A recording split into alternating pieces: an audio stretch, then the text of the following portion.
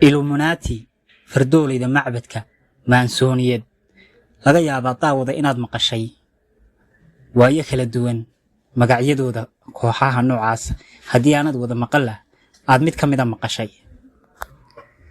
waa kooxo mid waliba jaal gooniya yahay, howlo gaarana oo hoos ahaan u qabsado, aasaaskooga iyo afkaarahooguna ay aad u kala fog yihiin, kalana duwan yihiin, balse ka mid a ururada inta badan aan xogaha kale laga haynin.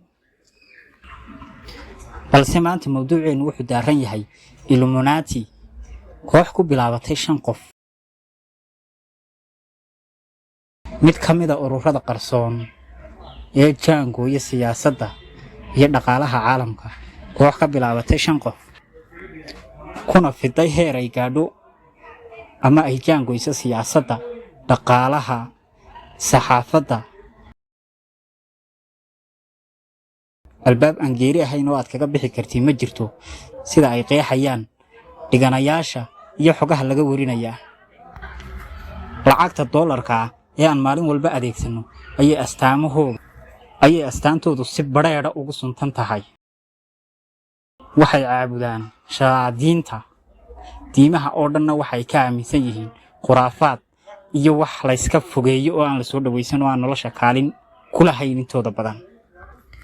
inta badanna waxay bartilmaameedsadaan dadka saamaynta bulshada ku dhaxlay sida ciyaaryahanada, fanaaniinta iyo wixii la mid ah,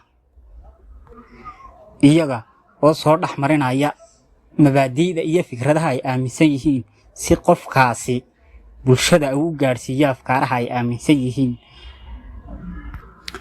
qofka gala hanti iyo caannimo tii uu doonaba way gaarsiiyaan, balse taa beddelkeega waxa uu hurayaa oo uu ka tanaasulayaa naftiisa.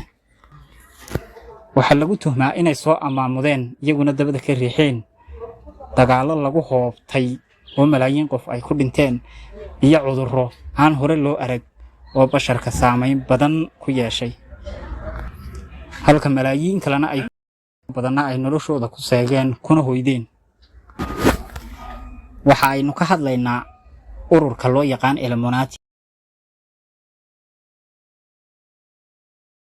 ku sheegi doono intii xog aynu ka hayno ee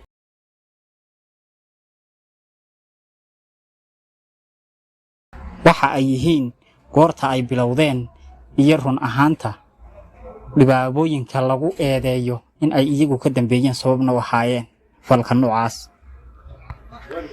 sooyaalka kooxdan waxa uu u noqonayaa qarnigii 18aad. xilligaa waxaa Yurub ka jiray fikir ay dabada ka riixayeen maasooniyiintu. haddaba waxaa dhacday xilligaa in kan sawirkiisu idiin muuqdo oo la yidhaah Adham Weishaupt ayaa waxaa dhacday sida maasooniyiinta iyo oo kale in uu urur si hoos ahaana oo qarsoodiya u aasaaso gobol ku yaala Jarmalka. urur ama kooxda ugu magac daray Bavarian Illuminati. xilligu ama amintu waa 1776. 5 nin oo isagu ka mid ahaa ayaa ku buddhigay kooxdan ama ku abuuray kayn ku taala gobolkan Bavaria la yiraahdo ee ku yaal dalka Jarmalka.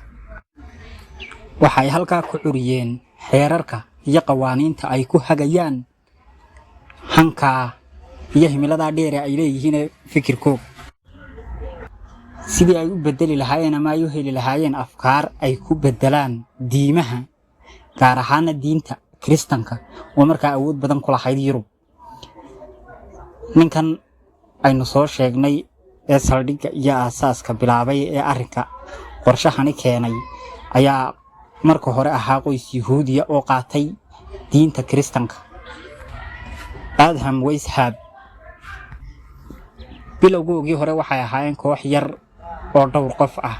kulankoogii ugu horeeyay waxa ay yeesheen May 1776.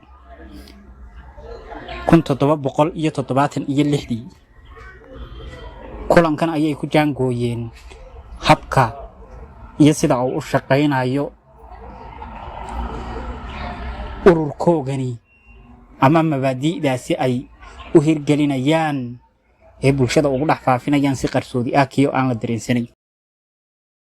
qodobka koobaad waxay ka dhigteen sidii ay dhaqaalaha, warbaahinta iyo siyaasadda saameyn ugu yeelan lahaayeen si ay u jaangooyaan ra'yul caamka dadweynaha. qofka kooxda ku soo biiraya ama ururka ka soo mid noqonaya waxa ay ku xidheen shuruudo dhowr ah in uu qofku yahay qof hanti leh, inuu yahay qofku qof ka dhashay qoys maalqabeen ah ama siyaasadda saameyn ku dhaxlay ama si uu bulshada dhexdeeda looga qadariyo.